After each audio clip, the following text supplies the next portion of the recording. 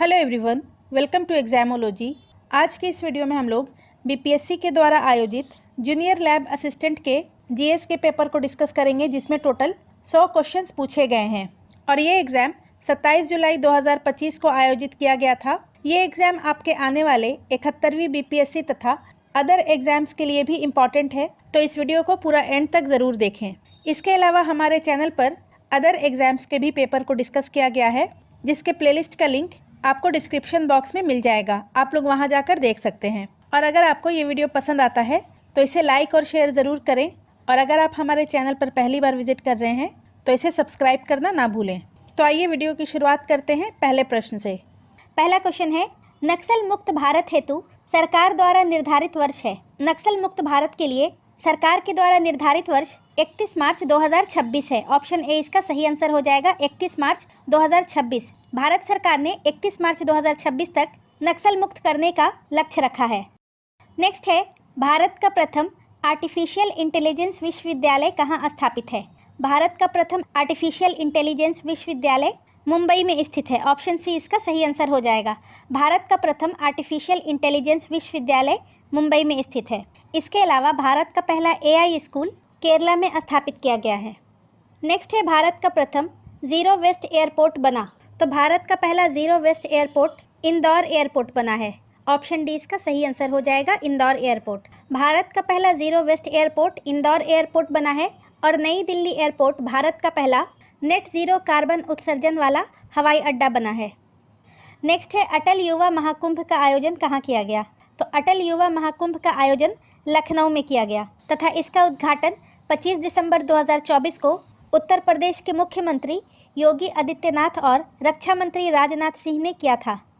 Next है, major Dhyanchand खेल रत्न पुरस्कार 2024 से संबंधित सही तथ्य है। तो 2024 में मेजर ध्यानचंद खेल रत्न पुरस्कार डी गुकेश को शतरंज यानी कि चेस के लिए दिया गया था। मनु भाकर को शतरंज के लिए नहीं, शूटिंग के लिए दिया गया था। हरमनप्रीत सिंह को क्रिकेट में नहीं, हॉकी में दिया गया था। और श्री परवीन कुमार को पैरा एथलेटिक्स में दिया गया था।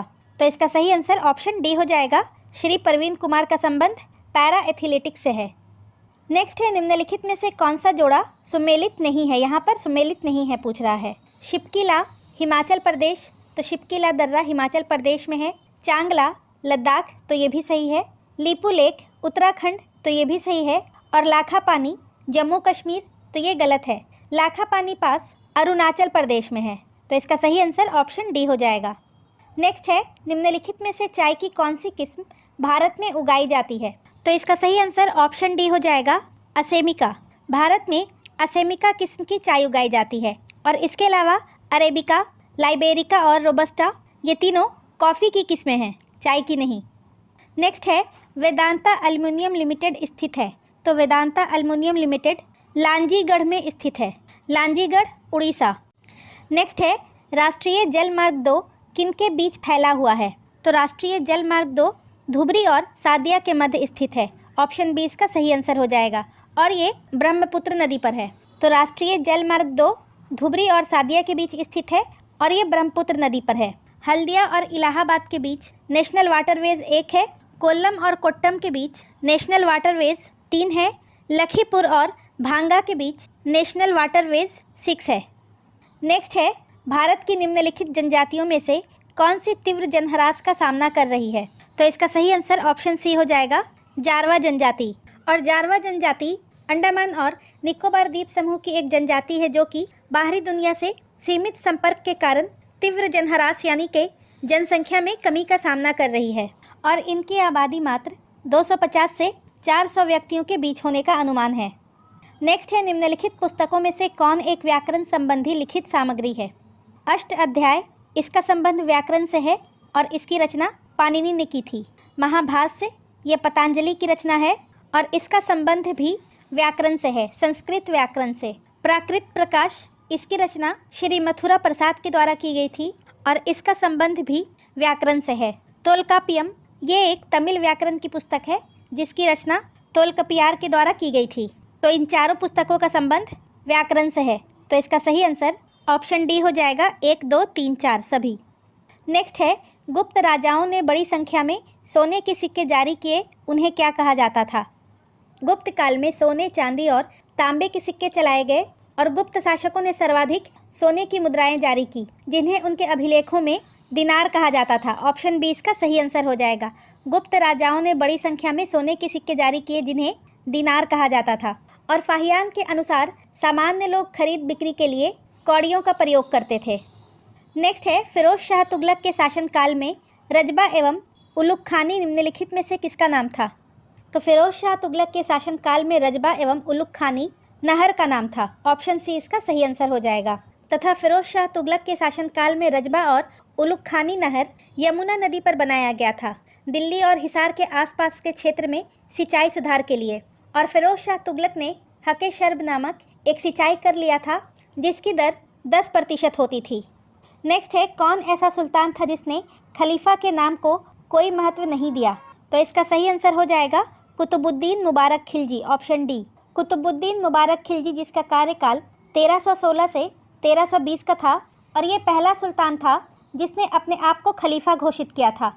नेक्स्ट है, 5 दोस्त P, Q, R, S और T उत्तर की ओर मुंह करके एक पंक्ति में बैठे हैं। उत्तर की ओर मुंह करके 5 दोस्त बैठे हैं। अब यहाँ पर बोल रहा है S, T और Q के बीच में है, तो S जो है वो T और Q के बीच में है। फिर बोल रहा है Q जो है वो R के ठीक बाईं ओर है, तो R के ठीक बाईं ओर Q हो जाएगा। P जो है वो T के ठीक बाईं ओर है, तो P जो है वो T के ठीक बाईं ओर हो जाएगा।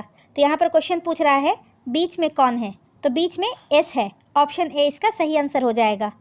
नेक्स्ट है, एक कक्षा में लड़के एक पंक्ति में खड़े हैं।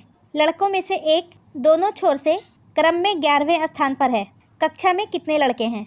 यहाँ पर बोल रहा है कक्षा में लड़के एक पंक्ति में खड़े हैं और लड़कों में से एक दोनों छोर से 11वें स्थान पर है। ये लड़का है और ये दोनों साइड से काउंट करने पर 11वें स्थान पर आ रहा है। तो पूछ रहा है कक्षा में कितने लड़के हैं, मतलब कि इसके पहले भी 10 लड़के होंगे और इसके बाद भी 10 लड़के होंगे। तो कक्षा में कुल 10 + 10 20 प्लस ये लड़का तो हो जाएगा 21। तो कक्षा में कुल 21 लड़के हैं। ऑप्शन सी इसका सही आंसर हो जाएगा। नेक्स्ट है, यदि शनिवार से शुरू होने वाले 30 दिनों के महीने में सभी शनिवार और रविवार अवकाश हैं, तो उस महीने में कार्य दिवस हैं। तो यहाँ पर सैटरडे जो है वो महीने का पहला तारीख होगा। इसके अलावा सैटरडे कौन कौन सा दिन पड़ेगा? तो 1 तारीख, 8 तारीख, 15 तारीख, 22 तारीख और 29 तारीख। इसी तरह से बोल रहा है रविवार भी अवकाश है, तो संडे कौन कौन सा डेट पड़ेगा? 2, 9, 16, 23 और 30। मतलब कि 5 शनिवार और 5 रविवार है, तो 10 दिन का अवकाश है और महीने में 30 दिन है।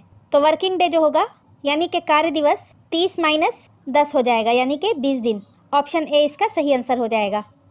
नेक्स्ट है, यदि बी कहता है कि उसकी माँ ए की माँ की एकमात्र पुत्री है, तो ए और बी के बीच में क्या संबंध है?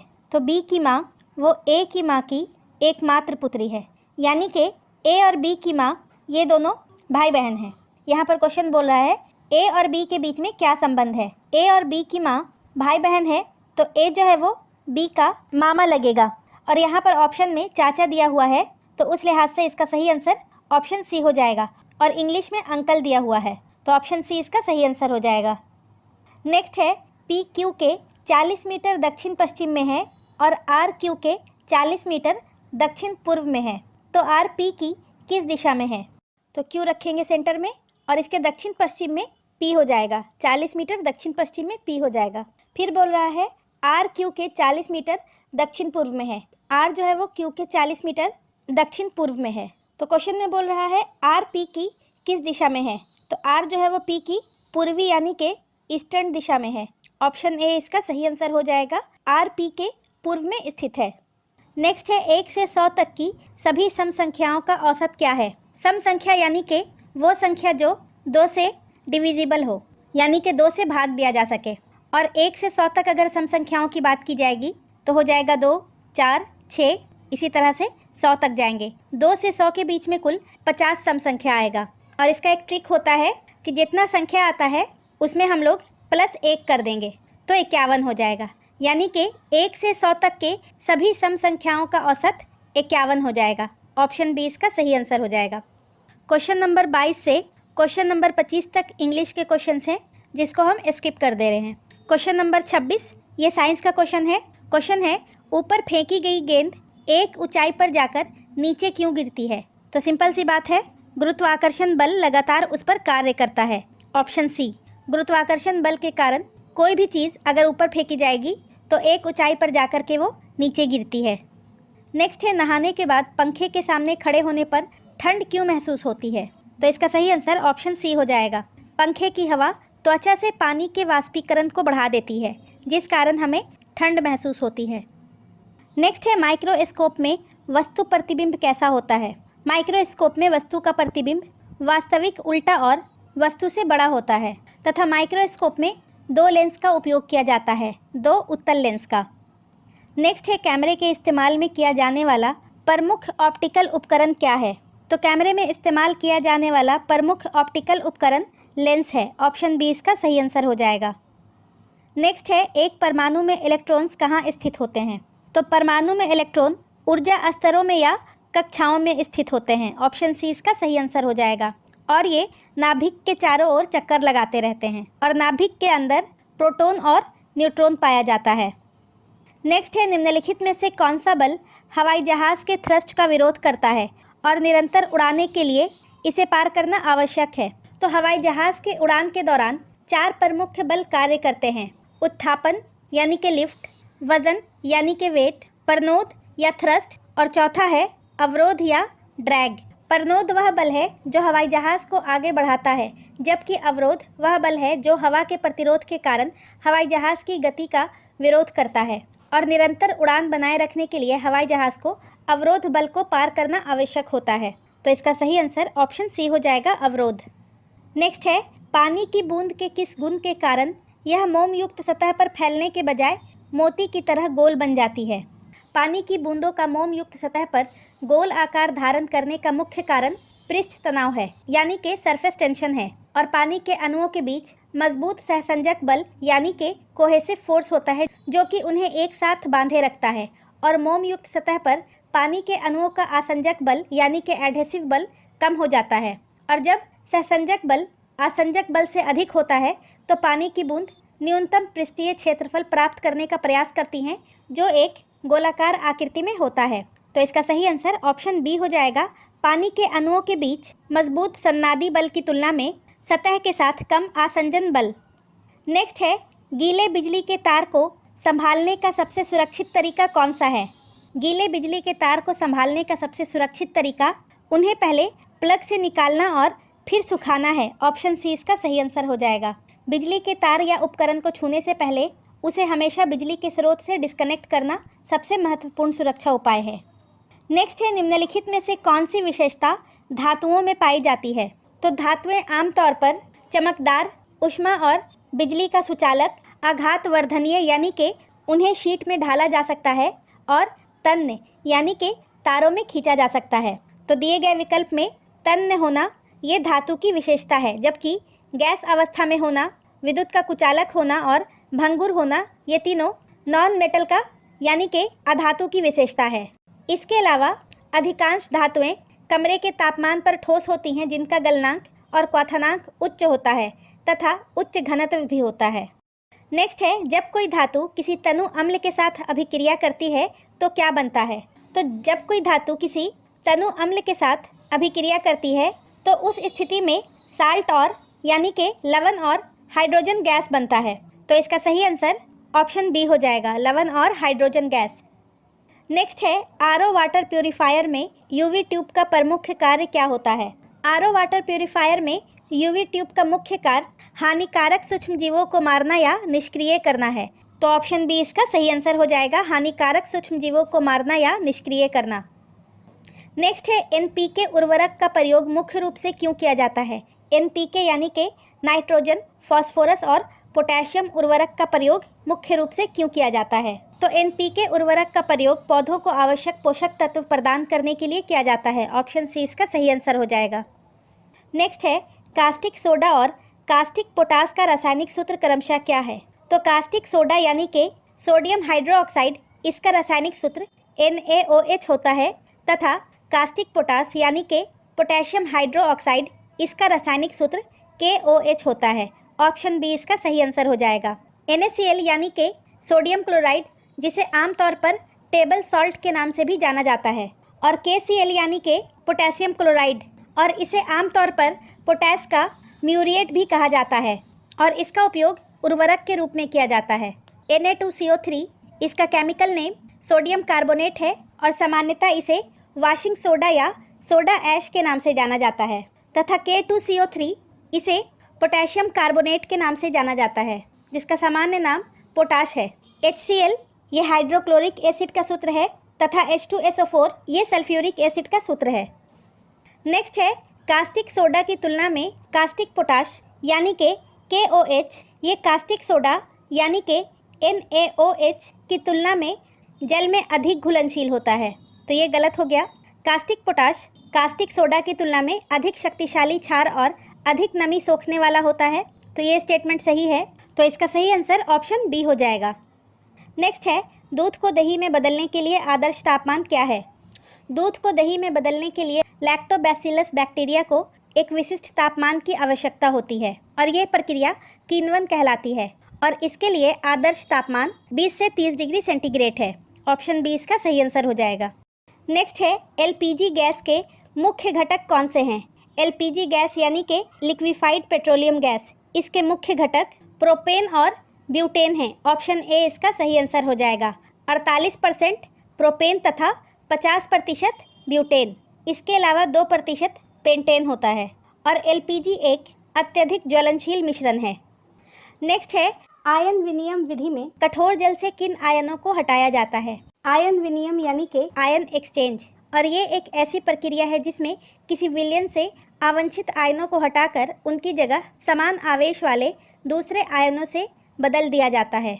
और कठोर जल से आयन विनिमय विधि के द्वारा मुख्य रूप से कैल्शियम और मैग्नीशियम आयन को हटाया जाता है, Ca2+ आयन और Mg2+ आयन, और इसके परिणाम स्वरूप जल से कैल्शियम और मैग्नीशियम आयन हट जाते हैं और सोडियम आयन जल में मिल जाते हैं, जिससे जल की कठोरता कम हो जाती है। तो इसका सही आंसर ऑप्शन बी हो जाएगा। नेक्स्ट है सभी प्रजनन तंत्र के किस भाग में सामान्यतः निषेचन होता है। तो प्रजनन तंत्र के फ्लोपियन नली का एम्पुला भाग में निषेचन होता है। ऑप्शन सी इसका सही आंसर हो जाएगा। नेक्स्ट है निम्नलिखित में से कौन सा अंग मनुष्यों में अवशेषी अंग माना जाता है। देखिए, अवशेषी अंग वे अंग होते हैं जो विकास के दौरान अपने पूर्वजों में कार्यात्मक थे, लेकिन वर्तमान प्रजातियों में उनका कार्य या तो समाप्त हो गया है या तो बहुत कम रह गया है। और दिए गए विकल्प में अपेंडिक्स जो है वो एक अवशेषी अंग है और ये बड़ी आंत से जुड़ी होती है। नेक्स्ट है निम्नलिखित में से कौन सा रोग एक प्रोटोजोआ परजीवी द्वारा होता है। तो इसका सही आंसर ऑप्शन बी हो जाएगा, मलेरिया। मलेरिया प्लाज्मोडियम नामक प्रोटोजोआ परजीवी के कारण होता है, जो कि मादा एनोफिलीज मच्छर के द्वारा फैलता है, जबकि तपेदिक या टीबी ये बैक्टीरिया से होता है, टाइफाइड ये भी बैक्टीरिया से होता है तथा हैजा ये भी बैक्टीरिया से होता है। नेक्स्ट है मानव शरीर का कौन सा भाग शरीर के तापमान, भूख और प्यास को नियंत्रित करता है। तो इसका सही आंसर ऑप्शन बी हो जाएगा, हाइपोथैलेमस। हाइपोथैलेमस मस्तिष्क का वो भाग है जो शरीर के तापमान, भूख, प्यास, नींद के पैटर्न और कुछ हद तक भावनाओं और स्मृति को नियंत्रित करता है। नेक्स्ट है डबल फर्टिलाइजेशन किसकी विशेषता है। तो डबल फर्टिलाइजेशन आवृतबीजी यानी कि एंजियोस्पर्म पौधे की एक विशिष्ट विशेषता है। तो इसका सही आंसर ऑप्शन सी हो जाएगा। नेक्स्ट है प्रकाश संश्लेषण के दौरान प्रकाश ऊर्जा को ग्रहण करने वाला प्रमुख रंजक कौन सा है। प्रकाश संश्लेषण के दौरान प्रकाश ऊर्जा को ग्रहण करने वाला प्रमुख रंजक क्लोरोफिल है और ये 2 प्रकार का होता है, क्लोरोफिल ए और क्लोरोफिल बी। क्लोरोफिल ए प्राथमिक प्रकाश संश्लेषक वर्णक है, जबकि क्लोरोफिल बी एक सहायक वर्णक है। ऑप्शन सी इसका सही आंसर हो जाएगा, क्लोरोफिल ए। और क्लोरोफिल ए सभी पौधों, शैवाल, बैक्टीरिया, साइनोबैक्टीरिया और फोटोट्रोफ में मौजूद होता है, जबकि क्लोरोफिल बी केवल हरे शैवाल और पौधों में मौजूद होता है। नेक्स्ट है मेंडल के स्वतंत्र वर्गीकरण के नियम अनुसार जीन। तो मेंडल के स्वतंत्र वर्गीकरण के नियम अनुसार अर्धसूत्री विभाजन यानी कि मियोसिस के दौरान विभिन्न लक्षणों के जीन के एलील युग्मकों में एक दूसरे से स्वतंत्र रूप से विभाजित होते हैं, जिसका अर्थ है एक लक्षण की वंशागति दूसरे लक्षण की वंशागति को प्रभावित नहीं करती है। तो इसका सही आंसर ऑप्शन सी हो जाएगा, युग्मक निर्माण के समय स्वतंत्र रूप से विभाजित होते हैं। नेक्स्ट है पौधों में प्रकाश संश्लेषण की प्रक्रिया में कौन सी गैस अवशोषित होती है? तो प्रकाश संश्लेषण की प्रक्रिया में पौधे कार्बन डाइऑक्साइड गैस को अवशोषित करते हैं और इस प्रक्रिया में वे सूर्य का प्रकाश, जल और कार्बन डाइऑक्साइड का उपयोग करके अपना भोजन बनाते हैं और ऑक्सीजन गैस को उप उत्पाद के रूप में छोड़ते हैं। तो इसका सही आंसर ऑप्शन ए हो जाएगा, कार्बन डाइऑक्साइड यानी कि CO2।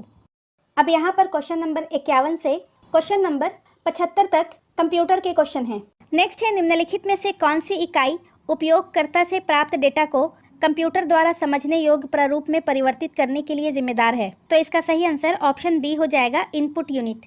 इनपुट यूनिट वह इकाई है जो उपयोगकर्ता द्वारा दिए गए डेटा को कंप्यूटर के समझने योग्य प्रारूप यानी कि डिजिटल सिग्नल में परिवर्तित करती है और इनपुट यूनिट में आ जाएगा आपका keyboard, mouse, scanner ETC। Next है, टाइम शेयर ऑपरेटिंग सिस्टम में जब किसी प्रक्रिया को दिया गया समय स्लॉट पूरा हो जाता है तो प्रक्रिया वर्तमान स्थिति से किस में बदल जाती है? तो टाइम शेयर ऑपरेटिंग सिस्टम में जब किसी प्रक्रिया को दिया गया टाइम स्लॉट या समय स्लॉट पूरा हो जाता है तो प्रक्रिया वर्तमान स्थिति से रेडी स्टेट में बदल जाती है। ऑप्शन सी इसका सही आंसर हो जाएगा। नेक्स्ट है, एक प्रक्रिया किसके कारण समाप्त हो सकती है? तो एक प्रक्रिया नॉर्मल एग्जिट, फटल एरर और किल्ड बाय अनदर प्रोसेस यानी कि किसी अन्य प्रक्रिया द्वारा समाप्त हो सकती है। तो इसका सही आंसर ऑप्शन डी हो जाएगा, more than one of the above. Next है, जब विभिन्न कंप्यूटरों का संग्रह अपने ग्राहकों के लिए एकल सुसंगत प्रणाली के रूप में प्रकट होता है तो इसे क्या कहा जाता है? तो इसे डिस्ट्रीब्यूटेड सिस्टम कहा जाता है। ऑप्शन सी इसका सही आंसर हो जाएगा। जब विभिन्न कंप्यूटरों का संग्रह अपने ग्राहकों के लिए एकल सुसंगत प्रणाली के रूप में दिखाई देता है तो उसे वितरित प्रणाली या डिस्ट्रीब्यूटेड सिस्टम कहा जाता है। नेक्स्ट है, किस प्रकार का नेटवर्क सभी मशीनों के बीच संचार चैनल साझा करता है? तो इसका सही आंसर हो जाएगा option C, broadcast network. Broadcast network से एक ही नेटवर्क में मौजूद सभी होस्ट को डेटा पैकेज भेजे जाते हैं, जिसका अर्थ है सभी जुड़े उपकरण एक एकल संचार चैनल साझा करते हैं। नेक्स्ट है, निम्नलिखित में से कौन सा इमेज स्कैनर का एक प्रकार है? तो इसका सही आंसर ऑप्शन सी हो जाएगा, flat bed. Flat bed image scanner का एक प्रकार है। नेक्स्ट है, विंडोज़ कंट्रोल पैनल का उद्देश्य क्या है? तो विंडोज़ कंट्रोल पैनल का उद्देश्य to manage hardware, software and system setting है। ऑप्शन बी इसका सही आंसर हो जाएगा। नेक्स्ट है, विंडोज़ में बिट लॉकर का प्राथमिक उद्देश्य क्या है? विंडोज़ में बिट लॉकर का प्राथमिक उद्देश्य to encrypt drives and protect data है। ऑप्शन सी इसका सही आंसर हो जाएगा। नेक्स्ट है, विंडोज़ हॉटकी क्या है? तो इसका सही आंसर ऑप्शन बी हो जाएगा, key combinations to quickly access functions. और विंडोज़ हॉटकीज़ को कीबोर्ड शॉर्टकट भी कहा जाता है। नेक्स्ट है, निम्नलिखित में से कौन सा क्लाउड कंप्यूटिंग में सबसे महत्वपूर्ण क्षेत्र है? तो क्लाउड कंप्यूटिंग में सबसे महत्वपूर्ण क्षेत्र सिक्योरिटी है। ऑप्शन सी इसका सही आंसर हो जाएगा, क्योंकि सिक्योरिटी यह सुनिश्चित करता है कि डेटा अनधिकृत उपयोग और हानि या दुरुपयोग से सुरक्षित रहे। नेक्स्ट है, कौन सा MS ऑफिस एप्लीकेशन मुख्य रूप से डेटाबेस बनाने के लिए उपयोग किया जाता है? डेटाबेस बनाने के लिए मुख्य रूप से MS एक्सेस का उपयोग होता है। ऑप्शन बी इसका सही आंसर हो जाएगा। नेक्स्ट है, पावर पॉइंट में स्लाइड मास्टर दृश्य क्या है? तो इसका सही आंसर ऑप्शन ए हो जाएगा, a view to edit the slide template globally. Next है, कौन सा MS ऑफिस टूल आपको एक्सेल स्प्रेडशीट में डेटा को शॉर्ट और फिल्टर करने में मदद करता है? तो इसका सही आंसर हो जाएगा option B, data tab. Excel spreadsheet में डेटा को शॉर्ट और फिल्टर करने के लिए डेटा टैब का उपयोग किया जाता है। नेक्स्ट है, MS ऑफिस एक्सेल में किसी सेल्स में दर्ज किए जाने वाले डेटा के प्रकार को प्रतिबंधित करने के लिए निम्नलिखित में से किसका उपयोग किया जाता है? MS ऑफिस एक्सेल में किसी सेल में दर्ज किए जाने वाले डेटा के प्रकार को प्रतिबंधित करने के लिए डेटा वैलिडेशन का उपयोग किया जाता है। ऑप्शन सी इसका सही आंसर हो जाएगा। नेक्स्ट है, माइक्रोसॉफ्ट वर्ड का आविष्कार किसने किया था? तो माइक्रोसॉफ्ट वर्ड का आविष्कार चार्ल्स सिमोनिये ने किया था। Option A, Charles Simonyi. Next है, MS वर्ड में फॉन्ट और पैराग्राफ फॉर्मेटिंग बदलने के विकल्प किस टैब में होते हैं? तो MS वर्ड में फॉन्ट और पैराग्राफ फॉर्मेटिंग बदलने के विकल्प होम टैब में होता है। ऑप्शन सी इसका सही आंसर हो जाएगा। नेक्स्ट है, कौन सा विकल्प आपको दस्तावेज में वाटरमार्क जोड़ने की अनुमति देता है? तो इसका सही आंसर हो जाएगा option B, design watermark. Next है, MS वर्ड में मार्क एंट्री क्या है?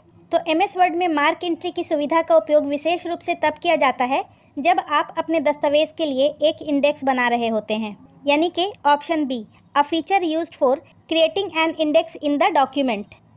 नेक्स्ट है माइक्रोसॉफ्ट वर्ड में टेक्स्ट रैपिंग क्या है। माइक्रोसॉफ्ट वर्ड में टेक्स्ट रैपिंग एक सुविधा है जो आपको यह नियंत्रित करने की अनुमति देती है कि आपके दस्तावेज में छवियां या अन्य वस्तुओं के चारों ओर टेक्स्ट कैसे व्यवस्थित होता है। तो इसका सही आंसर ऑप्शन बी हो जाएगा, to control how text flows around images और ऑब्जेक्ट्स। नेक्स्ट है एमएस वर्ड डॉक्यूमेंट इंस्पेक्टर का उपयोग क्या है। तो एमएस वर्ड डॉक्यूमेंट इंस्पेक्टर का उपयोग है to remove hidden data and metadata, यानी कि दस्तावेज में छिपी हुई जानकारी और मेटा डेटा को हटाना। नेक्स्ट है एक्सेल मैक्रो क्या है। तो Excel macro a set of recorded actions to automate tasks, option A. Next है एक्सेल में वी लुकअप फंक्शन क्या करता है। तो एक्सेल में वी लुकअप फंक्शन किसी डेटा को कॉलम में खोजता है। तो इसका सही आंसर ऑप्शन ए हो जाएगा, search for the data in columns. Next है रेंडरिंग इंजन किसके लिए जिम्मेदार नहीं है। तो rendering engine parsing style information CSS only के लिए जिम्मेदार नहीं है। नेक्स्ट है IPv6 IP पते का आकार क्या है। तो IPv6 IP पते का आकार 128 बिट्स है, ऑप्शन सी इसका सही आंसर हो जाएगा। नेक्स्ट है निम्नलिखित में से कौन सा पहला वेब ब्राउज़र है। तो पहला वेब ब्राउज़र नेक्सस है, ऑप्शन ए इसका सही आंसर हो जाएगा। नेक्सस जिसे www के नाम से भी जाना जाता है, टिम बर्नर्स-ली के द्वारा विकसित किया गया पहला वेब ब्राउज़र है और इसे 1990 में विकसित किया गया था। नेटस्केप नेविगेटर 1994 में विकसित किया गया था और इंटरनेट एक्सप्लोरर 1995 में विकसित किया गया था। क्वेश्चन नंबर 76 से 100 तक साइंस लैबोरेटरी से जुड़े हुए क्वेश्चन हैं। बुनसेन बर्नर लगभग किस तापमान तक पहुंच सकता है। बुनसेन बर्नर एक प्रकार का गैस बर्नर है जिसका उपयोग लैबोरेटरी में हीटिंग, स्टेरिलाइजेशन और दहन के लिए किया जाता है और इसका लौ अधिकतम 1500 डिग्री सेंटीग्रेड तक पहुंच सकता है, ऑप्शन सी इसका सही आंसर हो जाएगा। नेक्स्ट है हॉट प्लेट्स प्रयोगशाला में सबसे बहुमुखी गर्मी के स्रोतों में से एक है क्योंकि उनका उपयोग निम्नलिखित को गर्म करने के लिए किया जा सकता है। हॉट प्लेट्स का उपयोग अर्लेनमेयर फ्लास्क, बीकर्स और विभिन्न गर्म बाथ यानी कि पानी, रेत और तेल बाथ को गर्म करने के लिए किया जाता है। तो इसका सही आंसर ऑप्शन डी हो जाएगा, उपयुक्त सभी। नेक्स्ट है ग्राउंड ग्लास जोड़ों के लिए कॉमन साइज 14/20, 19/22 और 24/40 में पहला नंबर संदर्भित करता है। तो इसमें पहला नंबर एक फीमेल जॉइंट के आंतरिक व्यास जो कि मिलीमीटर में है या फिर मेल जॉइंट के बाहरी व्यास को संदर्भित करता है, ऑप्शन बी इसका सही आंसर हो जाएगा। नेक्स्ट है कांच के बने पदार्थ की सफाई के लिए किस बायोडिग्रेडेबल डिटर्जेंट का उपयोग किया जाता है। तो कांच के बने पदार्थ की सफाई के लिए अल्कोनॉक्स का उपयोग किया जाता है, ऑप्शन बी इसका सही आंसर हो जाएगा और ये एक बायोडिग्रेडेबल डिटर्जेंट है। नेक्स्ट है कैलिब्रेटेड पिपेट पर लिखे गए TD और TC का पूरा रूप है। तो कैलिब्रेटेड पिपेट पर लिखे गए TD और TC का पूरा रूप है TD यानी कि टू डिलीवर और TC यानी कि टू कंटेन, ऑप्शन बी इसका सही आंसर हो जाएगा।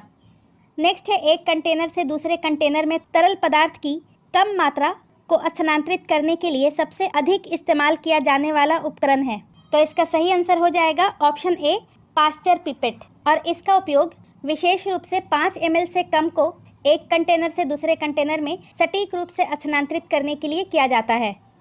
नेक्स्ट है सेंट्रीफ्यूजेशन का उपयोग किस मिश्रण के पृथक्करण के लिए किया जाता है। तो सेंट्रीफ्यूजेशन एक ऐसी विधि है जिसका उपयोग ठोस कणों को तरल से अलग करने के लिए किया जाता है, खास करके जब ठोस कण बहुत छोटे हों और आसानी से नीचे नहीं बैठ सकते। तो इस विधि के माध्यम से मिश्रण को बहुत तेज़ी से घुमाया जाता है जिससे कि सघन ठोस कण केंद्र से दूर बाहर की ओर ढकेल दिए जाते हैं और तरल से अलग हो जाते हैं, ऑप्शन सी इसका सही आंसर हो जाएगा ठोस तरल मिश्रण को अलग करने में।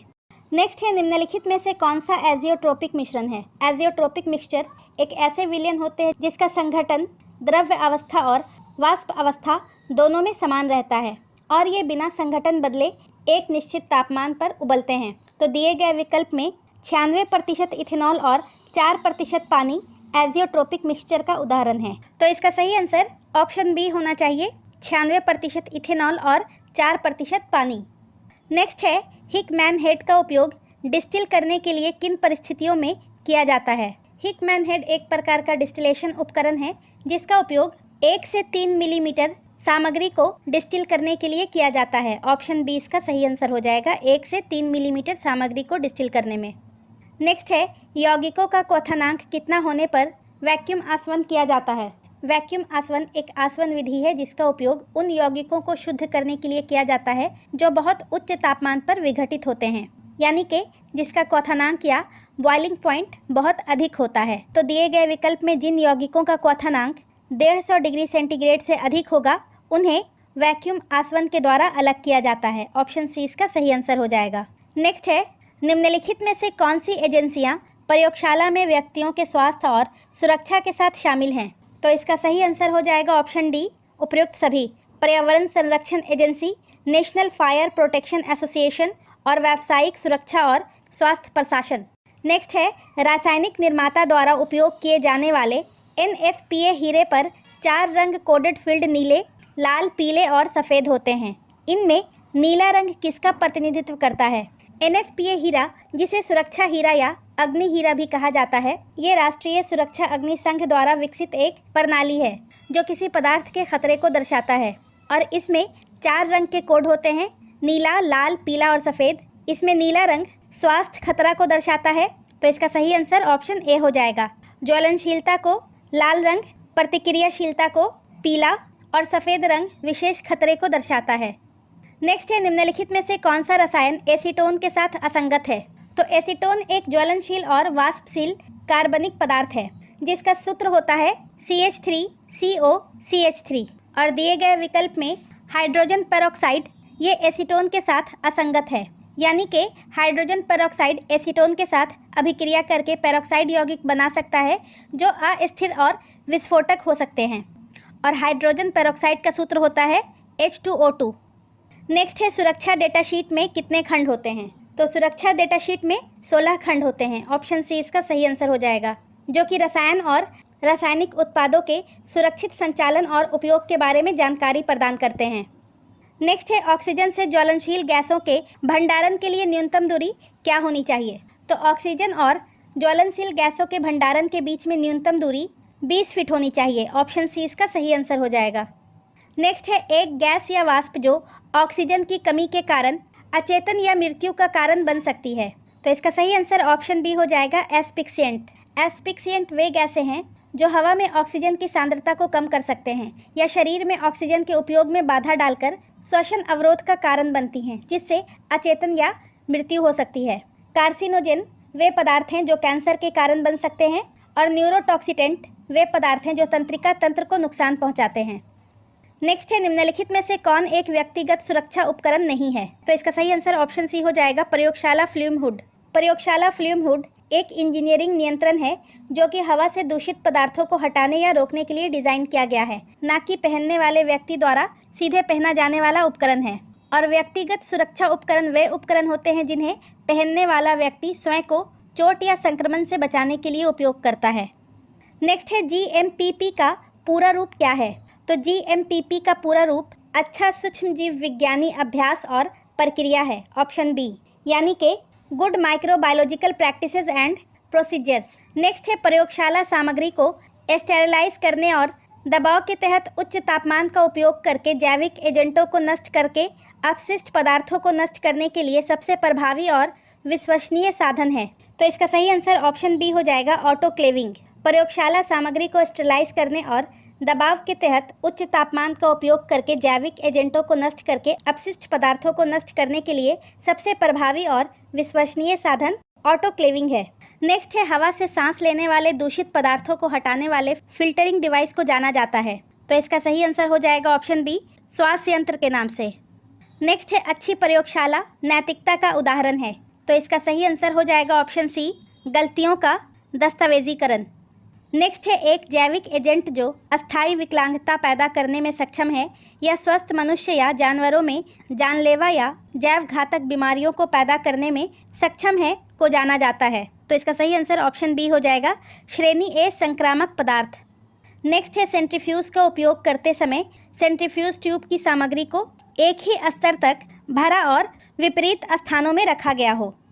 नेक्स्ट है, साधारण कंबस्टिबल्स जैसे कि कागज़, लकड़ी, फर्नीचर से जुड़ी आग को जाना जाता है। तो साधारण ज्वलनशील पदार्थ से जुड़े आग को क्लास ए फायर के नाम से जाना जाता है। ऑप्शन ए इसका सही आंसर हो जाएगा। और क्लास बी फायर ज्वलनशील तरल पदार्थ जैसे कि गैसोलीन, तेल, ग्रीस और ज्वलनशील गैसों के कंबशन को कहा जाता है।